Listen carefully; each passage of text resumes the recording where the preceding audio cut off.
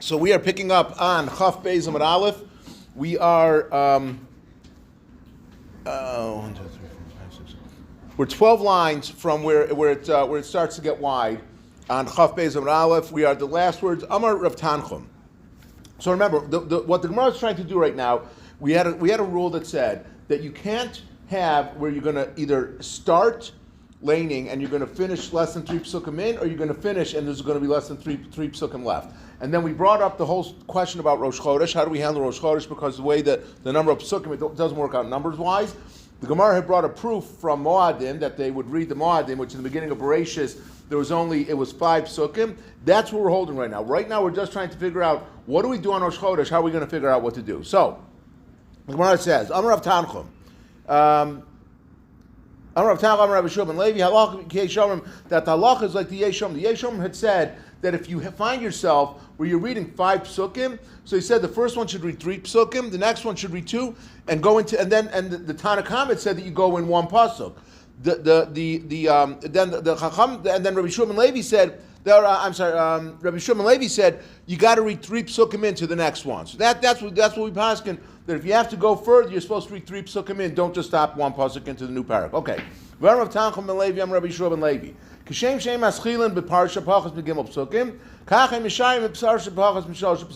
like you don't begin, we say that you can't start less than 3 psukim in, because again we're afraid that people that are going to be coming in late are going to think that the person before only laying 2 psukim. So too, when you're finishing, you can't finish less than 3 psukim with 3 psukim left, because we're afraid someone's going to leave early and he's going to say, well, it must be that they're only going to be laying 2 psukim. So Gemara asks, Pshita, why do you have to say that? Hasho ma aschalta de kamekel, Tanakama, Machmir Yeshomim. If, and we said just in the Brisa before, we just said that if you have a situation where the Tanakama said that they were going to be, the Tanakama was more machmir, because they said that you can't stop with 2 psukim left. And then the Yeshom said that you can go and do 1 more pasuk, and then the second, the Yeshom then said that you got to read 3 psukim in. So if they were machmir in that situation, shir de machmir Tanakama lokol shken de machmir Yeshom. So if you're going to case where you're going to be finishing and you're going to have less than 3 psukim, where we say that they were machmir, they said that you can't be doing that. So for sure the Yeshom is going to agree that you can't be leaving with 3 psukim left. Why do you have to say that? So my answer is Mao the same, but you might think it's different. When someone's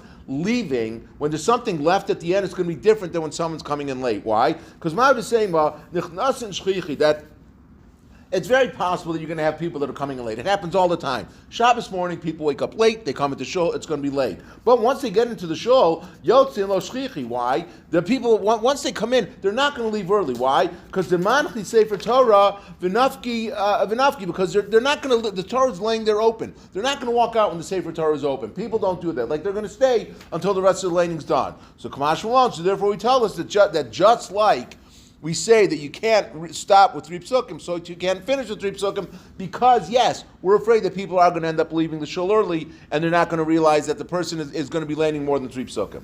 V'tanakama ma'ishna shir delo mishum yotzin nichnas aschuli nami gzer mishum hanachnasin. What is it that Tanakama says that they said that the reason why you can't do in the beginning is because we're afraid of the people that are leaving. So in the beginning also we should make a gzer like we said, because we're afraid of the people that are coming in and they're not going to realize. They're going to say, "Oh, wait a second, you only have 2 psukim here. You only laying 2 psukim beforehand." The Gemara says, no, it's different, because when someone's coming in late, what does he do? When someone comes into shul, he says, "Hey, whoa, what's going on?" He starts asking people, "Where are you holding? What's going on? You only laying 2 psukim?" When they're going to correct him, they're going to say, "No, of course we didn't lay 2 psukim. We did 3 psukim." So therefore, when they're coming in, they're going to ask questions. When they're leaving, people don't ask questions when they're leaving. When they want to leave shul, they just kind of, they get out as quickly as they can. They don't want to make a scene for it. So that's what we got. Okay, so now next. What is halacha now when it comes to Solomaitzah? What do we do when it comes to the Mamodos? How are we going to do that? Because remember, the psukim didn't work out numbers-wise. So Shalachlei Hilchasa Doleg. The answer is, he says you go back, right? Because you have 5 psukim. So what do you do? The question was, do you go back or do you split the pasuk in 2? The halacha is you go back and you're gonna repeat the pasuk over again. So he says, so too, it's the same thing, and that is where we're going to learn out now for Rosh Chodesh, that you go back and you read the pasuk over again, and that's how we solve the numbers issue. Then that's what we do. We go back, and the person who gets the second aliyah, they repeat the third pasuk over again, and then they finish the laning.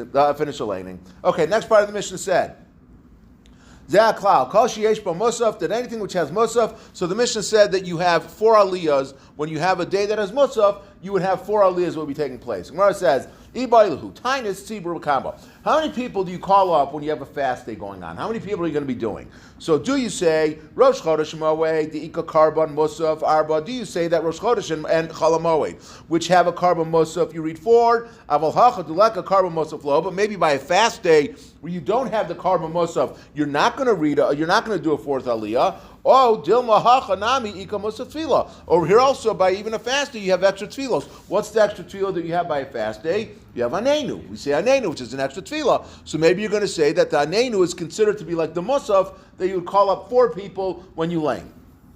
Tashma, we try to bring a proof. Rosh Chodeshim v'chol Shemoed Karn Arba. We said in the Mishnah that on Rosh Chodesh and Chol Moed you lane 4. So what does that mean? Habatain is Sibur Gimel. But it's mashma that by it didn't say by fast day also. So it must be by fast day. You're only going to lane 3. That's so we have a proof that you only do 3. So when it says, wait a second, that's not a proof. Ema Reisha. Look at the first part of the Mishnah. We said b'sheni v'chamishu v'Shabbos b'mincha Karn Gimel. We said that on Monday, Thursday, and Shabbos mincha you lane 3. So what does that mean? But it didn't say anything about a tainus. Hatainus Sibur Arba. So it must be that on the 4th, that on a fast day, you're going to lane 4 people are going to be called up to the Torah. So the Gemara says, you're not able to bring a proof one way or the other because the Mishnah, if you're reading into the Mishnah one, when you read it one way, it indicates 3. You read it another way, it indicates 4. So you don't have a proof. So now we're going to bring another proof now from a story.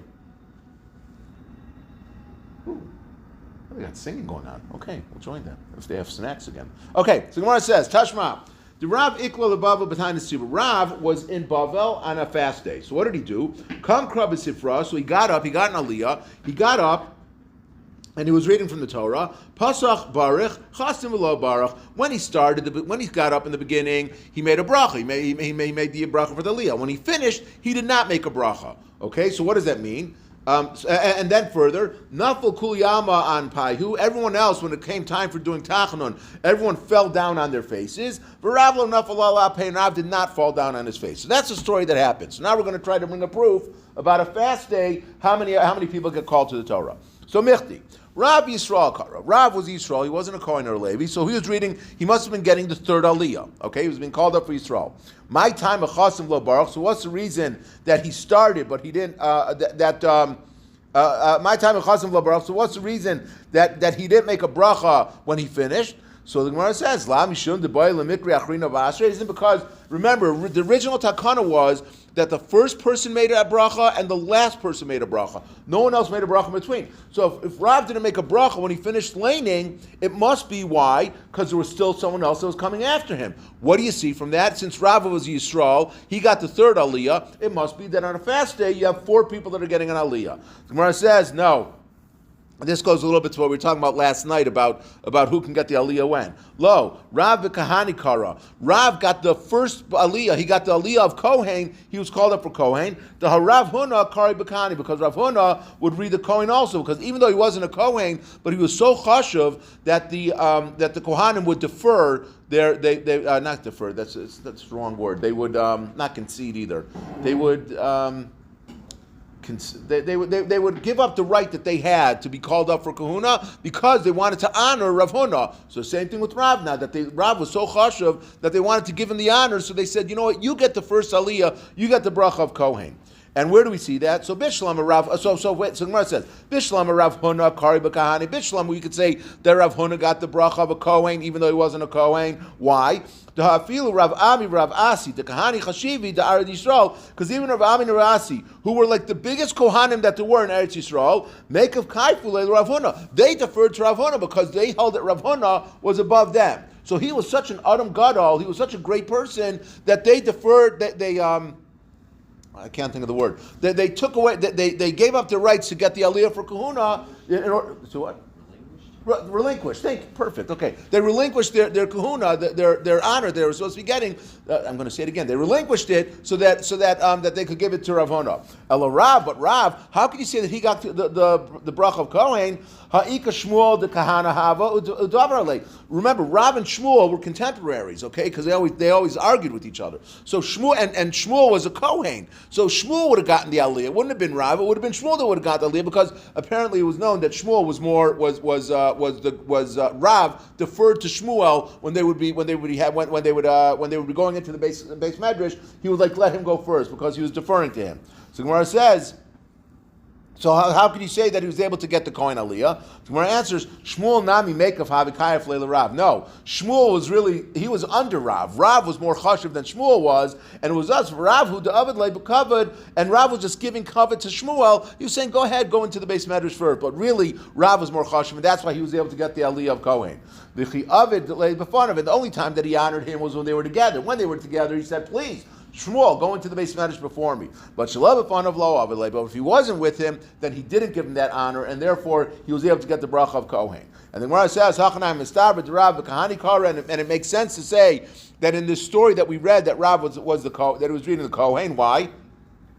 Because if you're going to say that Rav was getting Yisrael, my time of Arich. If he was really the third person that was being called up, why would he have made a bracha beforehand? Because remember, the first person made the bracha and the last person made the bracha. That's it. You didn't make anyone, so why would he have made the bracha? Then the story says that he made a bracha beforehand. So it must be that he was doing the bracha of Kohen. So Gemara answers, no, that's not a for takana. It was talking about after the takana when each and every person would get up and make an aliyah, make a bracha. So Gemara says, wait a second. So then afterwards, he should also be making a bracha. Why did he not make a bracha afterwards? Where answer Shani Heichad Yasif Rav Demayal Eilib. That's different when Rav was there. Because when Rav was there, when people were there, they would not leave early because they were so you see Rav, they were so amazed that Rav was there. So there wasn't a worry that he was going to be leaving early. So therefore, he didn't have to recite, he didn't have to say the bracha after doing, because the whole reason we did it was afraid that people were going to be leaving. He wasn't worried about that. Tashmam, we're going to bring you another proof. If you ever have something where there's a bit of malacha going on, meaning that the people are not working, so you can go on Tana Sibur with Tisha B'Av, like if you have on Tana Sibur and Tisha B'Av, again, it's interesting. Nowadays, Tisha B'Av, most people don't, certainly up until Chatzos, I mean, again, not halachically, but if a city accepted that no one works, then you're not allowed to work. But nowadays, a lot of people don't go to work anyway because they have all these programs that go on. But on a fast day and a Tisha B'Av, Karan Gimel, you have 3 people that lane, and V'she'en B'Bitum Malachalam, but if you don't have people that are that are keeping them late to go, keep going Rosh Chodashim, Chol Shemoed, where they're not going to work, like on which days, like Rosh Chodesh and Chol Moed, Karan Dal, then you're going to read that, then you read four people. And why is Rosh Chodesh considered to be a day that you don't go to work? So the Rashi said because the women, Rosh Chodesh is a Yom Tov for women. My wife does not do laundry on Rosh Chodesh because they were rewarded since when Aaron wanted to get the gold. When the people wanted Aaron the Kohen to build them an egel, so the husbands went to their wives and says, "Give us your gold," and they refused to do it. So as a reward for that, Hashem gave them a reward that Rosh Chodesh is like a Yom Tov for them, that they don't work, whatever working less than they normally do. So that's why it's considered a Yom Tov, and so there's not a worry that as many people have to go to work. So you lane 4 people. So Gemara says, Shema Mina. So you hear from there, we see that a tainus, a fast day, it said that you only do 3 people, you don't do 4 people. So again, we'll finish up. So Gemara says, wait a second. Amar Rav Ashi, we didn't learn that because we learned Zeklal Kol Yom Sheyesh Bo Musaf Enu Yom Tov Karan Arba Lasuye. What's it coming to include? Lav Lasuye Tainus Sira with Tisha B'Av. We said that there's a cloud, right? We said, and remember we said before, whenever it says Zeh cloud, it's coming to include something. So what's it coming to include? It must be including a fast day that you're going to be doing 4. So how can you say you do 3? When it says, well, Ravashi Masnisimani, who's our mission going to be going like? Lo Tanakam of Lo Reb Yossi, the Tanya, Chalios B'Sheni B'Chamish. If let's say Tisha B'Av falls out on a Monday or Thursday, Karan Gimel Maftir Echad. So you have 3 people that get an Aliyah, and then you do the Maftir that we do on Tisha B'Av.